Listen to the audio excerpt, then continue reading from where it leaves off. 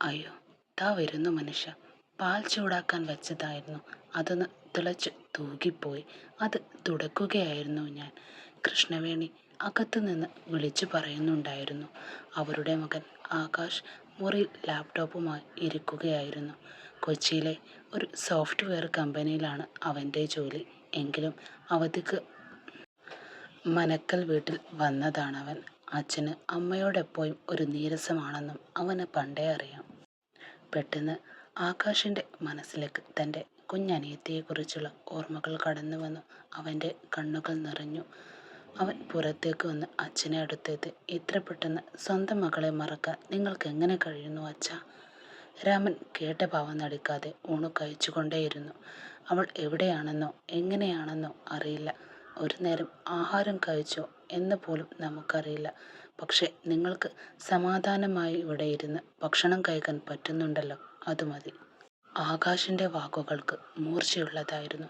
പിന്നെന്താടാ, അവൾ പോയതോർത്ത് ഞാൻ പട്ടിണി കിടന്ന് മരിക്കണോ? ആ പണക്കാരനെ ഉപേക്ഷിക്കാനും ഈ വീട്ടിൽ നിൽക്കാനും ഞാൻ അവളോട് 100 വട്ടം പറഞ്ഞതാ. പക്ഷെ എൻ്റെ വാക്ക് കേൾക്കാതെ ആ കുഞ്ഞിനെയും കൊണ്ട് ഇറങ്ങിപ്പോയതാണ് അവൾ. ഇനി അവളെക്കുറിച്ച് ഇവിടെ ആരും മിണ്ടരുത്, രാമൻ ദേഷ്യത്തോടെ പറഞ്ഞു. ഭർത്താവിൻ്റെ ദേഷ്യം കണ്ട് കൃഷ്ണവേണി മകളെ ഓർത്ത് വിങ്ങുന്ന മനസ്സുമായി മിണ്ടാതെ അദ്ദേഹത്തിൻ്റെ അരികിൽ തന്നെ നിന്നു. യഥാർത്ഥ അച്ഛനമ്മമാർക്ക് മക്കളെ ഒരിക്കലും കൈവിടില്ല അച്ഛ. അവൾ ഇറങ്ങിപ്പോകുമ്പോൾ ഗർഭിണിയായിരുന്നു. എന്നിട്ടും നിങ്ങൾക്ക് അവളോടൊരു ദയയും തോന്നിയില്ല. ആകാശ് വിട്ടുകൊടുക്കാൻ ഭാവമില്ലാതായി വീണ്ടും പറഞ്ഞുകൊണ്ടേയിരുന്നു. നിനക്ക് അത്ര സങ്കടമുണ്ടെങ്കിൽ അവളെ പോയി അന്വേഷിക്ക്. നിന്റെ ചെവിയിൽ നോക്കിക്കോ. കൈകഴുകി എഴുന്നേറ്റ് രാമൻ മുറിയിലേക്ക് പോയി. ആകാശ് തൻ്റെ ഫോണിലെ കാവേരിയുടെ ഫോട്ടോയിലേക്ക് നോക്കി. കാവു, നീ എവിടെയാണ്? എത്ര വർഷമായടി നിന്നെ കണ്ടിട്ട്? ആ കുഞ്ഞുമായി നീ എങ്ങനെ ജീവിക്കുന്നുണ്ടാകും? അവളുടെ ഓർമ്മകളിൽ ആകാശ് തകർന്നിരുന്നു ആ നിമിഷവും. വീട്ടിലെത്തിയ ഹരിശങ്കർ നേരെ മകൻ്റെ അടുത്തേക്കാണ് പോയത്. മകൻ ഇന്ദ്രജിത്ത് തൻ്റെ ഫോണിൽ നോക്കി ബെഡിൽ കിടക്കുകയായിരുന്നു ആ സമയം. ശങ്കർ വിളിച്ചപ്പോഴാണ് അവൻ തൻ്റെ അച്ഛനെ തന്നെ കണ്ടത്. ഇന്ദ്ര. അച്ഛൻ്റെ സ്വരം കേട്ടതും ഇന്ദ്രൻ പെട്ടെന്ന് എഴുന്നേറ്റു. അത്രയും ദിവസങ്ങൾക്ക് ശേഷം തൻ്റെ അച്ഛനെ കണ്ട സന്തോഷം അവൻ്റെ മുഖത്ത് തെളിഞ്ഞു നിന്നു. അച്ഛാ, എപ്പോഴാ വീട്ടിലേക്ക് വന്നേ? അവൻ ആവേശത്തോടെ അച്ഛനെ കെട്ടിപ്പിടിച്ചുകൊണ്ട് മകനെ ചേർത്ത് പിടിച്ച ശങ്കറിൻ്റെ കണ്ണ് സന്തോഷം കൊണ്ട് അപ്പോഴേക്കും നിറഞ്ഞിരുന്നു. എന്തൊക്കെയുണ്ട് വിശേഷം തെച്ചു? അമ്മ വിളിച്ചപ്പോൾ പറഞ്ഞു നീ ഇവിടെ എത്തിയെന്ന്. നീ ഇപ്പോഴും ജോലി തിരക്കിലാണെന്ന് പറഞ്ഞ് നടക്കുന്നുണ്ട് എന്നും പറഞ്ഞു. അല്പം റെസ്റ്റൊക്കെ എടുത്തുവിടടാ നിനക്ക്. ഈ പ്രായത്തിലെ ഇത്രയും കഷ്ടപ്പെടണം? മകൻ്റെ കാര്യത്തിലുള്ള വേവലാതി ആ അച്ഛൻ്റെ വാക്കുകളിൽ ഉണ്ടായിരുന്നു. തെച്ചു ചിരിച്ചുകൊണ്ട് അച്ഛനോടായി പറഞ്ഞു. ഞാൻ വിശ്രമിച്ചാൽ നമ്മുടെ സ്വത്തുക്കളൊക്കെ ആര് നോക്കും അച്ഛാ? ഇപ്പോൾ അച്ഛൻ വന്നല്ലോ, ഇനി എനിക്ക് സമാധാനമായി ബാക്കി കാര്യങ്ങളൊക്കെ നമുക്കൊരുമിച്ച് നോക്കാം. കുറച്ചു നേരം അവർ പഴയ കാര്യങ്ങളൊക്കെ സംസാരിച്ചിരുന്നു. പെട്ടെന്നാണ് ദച്ചു ആ ചോദ്യം ചോദിച്ചത്. അച്ഛാ, നമ്മുടെ അച്ചുവിനെ കുറിച്ച് വല്ല വിവരവുമുണ്ടോ? ആ പേര് കേട്ടതും അതുവരെ ചിരിക്കുന്ന ശങ്കറിൻ്റെ മുഖം പെട്ടെന്ന് വലിഞ്ഞു മുറുകി. ദേഷ്യം കൊണ്ട് അദ്ദേഹത്തിൻ്റെ മുഖം ചുവന്നിരുന്നു. ദച്ചു, അതിനെക്കുറിച്ച് സംസാരിക്കേണ്ട ഒരു കാര്യവുമില്ലെന്ന് നിനക്കറിയാമല്ലോ. വെറുതെ ആ വിഷയമെടുത്ത് എന്നെ ദേഷ്യം പിടിപ്പിക്കരുത്. നിനക്ക് കാര്യങ്ങൾ അറിഞ്ഞുകൂടാഞ്ഞിട്ട നീ വീണ്ടും അവളെക്കുറിച്ച് തന്നെ ഇങ്ങനെ ചോദിച്ചുകൊണ്ടേയിരിക്കുന്നത്, ശങ്കർ കടുപ്പത്തിൽ പറഞ്ഞു. ദച്ചു ഒരു ദീർഘശ്വാസമിട്ട്, എങ്കിലും അച്ഛ, പഴയ കാര്യങ്ങൾ ഓർക്കുമ്പോൾ എനിക്ക് വിഷമം വരുന്നുണ്ട്. അച്ചു എൻ്റെ കൂടെ ഉണ്ടായിരുന്ന ആ ദിവസങ്ങൾ. അവൻ്റെ കണ്ണുകളിൽ ഒരു നിസ്സഹായത നീലിച്ചിരുന്നു. നീ ഇവിടെ ഇരുന്നാൽ അവളെ ഓർത്ത് വിഷമിക്കുമെന്ന് കരുതിയിട്ട നിന്നെ ഞങ്ങൾ ന്യൂയോർക്കിലേക്ക് തന്നെ അയച്ചത്. എന്നിട്ടും നീ ഇങ്ങനെ തുടങ്ങിയാൽ എങ്ങനെയാ? ശങ്കർ ദച്ചുവിനോടായി ചോദിച്ചു.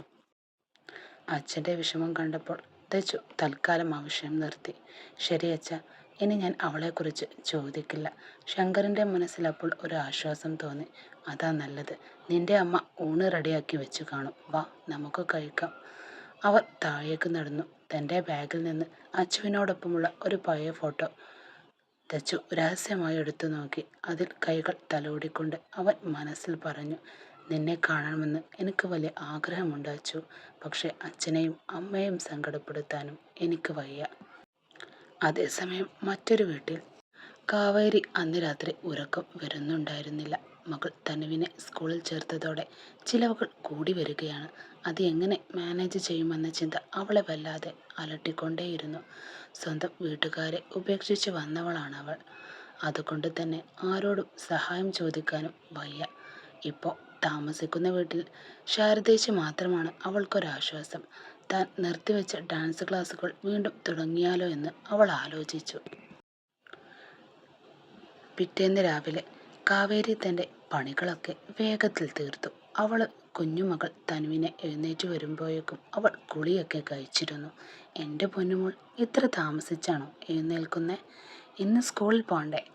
മുടി തുടച്ചുകൊണ്ട് കാവേരി ചോദിച്ചു. അമ്മേ, ഇന്ന് സ്കൂളിൽ പോണോ? എല്ലാ കുട്ടികളും സ്കൂളിൽ പോകാൻ കരയുമല്ലോ. പിന്നെന്തിനാ എന്നെ മാത്രം ഇങ്ങനെ നിർബന്ധിക്കുന്നത് അമ്മ? തനു നിഷ്കളങ്കമായി തന്നെ അമ്മയോട് ചോദിച്ചു. കുറച്ചു കഴിഞ്ഞപ്പോൾ അരുന്ധതി ശാരദയുടെ അടുത്തേക്ക് ചെന്നു. ചേച്ചി, എനിക്ക് പുറത്ത് ചെറിയൊരു ജോലിയുണ്ട്. അതുവരെ തനുവിനെ ഒന്ന് നോക്കാമോ? വീട്ടിൽ തനിച്ചാക്കാനൊരു പേടി. ശാരദേച്ചി ചിരിച്ചുകൊണ്ട് തനുവിനെ അടുത്ത് വിളിച്ചു. അതിനെന്താ മോളെ, ഞാൻ നോക്കിക്കോളാം, നീ ധൈര്യമായി പോയിക്കോ. കാവേരി ഒരു വലിയ ഭാരം ഒഴിഞ്ഞതുപോലെ തോന്നി. ചേച്ചി, എനിക്കൊരു കാര്യം കൂടി ചോദിക്കണമെന്നുണ്ട്. എനിക്കൊരു ഡാൻസ് ക്ലാസ് തുടങ്ങണം എന്നുണ്ട്. പക്ഷേ നല്ലൊരു സ്ഥലം കിട്ടുന്നില്ല. എവിടെയെങ്കിലും വാടകയ്ക്ക് സ്ഥലം കിട്ടുമോ എന്ന് ചേച്ചിക്ക് അറിയാമോ? ശാരദേച്ചി ഒന്ന് ആലോചിച്ചു. എന്തിനാ മോളെ വെറുതെ വാടകയ്ക്ക് കൊടുക്കുന്നത്? നമുക്ക് ഈ വീടിൻ്റെ മുകളിൽ വലിയൊരു ഹാളുണ്ടല്ലോ. ഷീറ്റ് ഇട്ടുകൊണ്ട് നല്ല സൗകര്യവുമാണ്. നീ അവിടെ ക്ലാസ് എടുത്തോ. കാവേരിയുടെ കണ്ണുകൾ നിറഞ്ഞു. സത്യമാണോ ചേച്ചി? വലിയൊരു സഹായമാണ് നിങ്ങൾ തന്നത്. ഒറ്റയ്ക്കായൊരു പെണ്ണിന് കഷ്ടപ്പാട് ശാരദേച്ചിക്ക് നന്നായി അറിയാം. അവരും ജീവിതത്തിൽ ഒറ്റയ്ക്ക് പോരാടി മകനെ വളർത്തിയവളാണ്. ഇന്ന് മകൻ നല്ല നിലയിൽ ഈ വീട് പണിതു. അതൊക്കെ തന്നെ അവരുടെ കഷ്ടപ്പാടിൻ്റെയും ഫലമായിരുന്നു. അതുകൊണ്ട് തന്നെ കാവേരിയോട് അവർക്ക് വലിയ വാത്സല്യമാണ്. സാരമില്ല മോളെ, നീ നിന്റെ മകളെ നന്നായി വളർത്തണം. ബാക്കി കാര്യങ്ങളൊക്കെ നമുക്ക് നോക്കാം. അവർ തനുവിനെ എടുത്ത് ഉള്ളിലേക്ക് പോയി. കാവേരി സന്തോഷത്തോടെ തൻ്റെ പെയിൻറ്റിങ്ങുകളുമായി ആർട്ട് ഗാലറിയിലേക്ക് പുറപ്പെട്ടു. അവ വിറ്റ് കിട്ടുന്ന പണം കൊണ്ട് വേണം മകൾക്ക് പുതിയൊരു സ്കൂൾ ബാഗും മറ്റ് സാധനങ്ങളും വാങ്ങാൻ. ഗാലറിയിലെത്തിയപ്പോൾ അവൾക്ക് ചെറിയൊരു പേടി തോന്നി. കഴിഞ്ഞ തവണ കൊടുത്ത പെയിൻറ്റിങ്ങുകളൊന്നും അവിടെ കണ്ടില്ല. ഉടമ ചന്ദ്രേട്ടൻ അവളെ കണ്ടതും അടുത്തേക്ക് വിളിച്ചു. സാർ, ഞാൻ കഴിഞ്ഞ ദിവസം തന്ന പെയിൻറ്റിങ്ങുകളൊന്നും ഇവിടെ കാണുന്നില്ലല്ലോ. അവൾ പരിഭ്രമത്തോടെ ചോദിച്ചു. ചന്ദ്രൻ ചിരിച്ചുകൊണ്ട് പറഞ്ഞു. അതൊക്കെ വിറ്റുപോയി മോളെ. നിന്റെ ആർട്ടിന് നല്ലൊരു ഒറിജിനാലിറ്റി ഉണ്ട്. ആളുകൾക്കത് ഒരുപാട് ഇഷ്ടപ്പെടുന്നുമുണ്ട്. ഇതാ അതിൻ്റെയൊക്കെ പണം. അദ്ദേഹം പണം എണ്ണി അവളുടെ കയ്യിൽ കൊടുത്തു.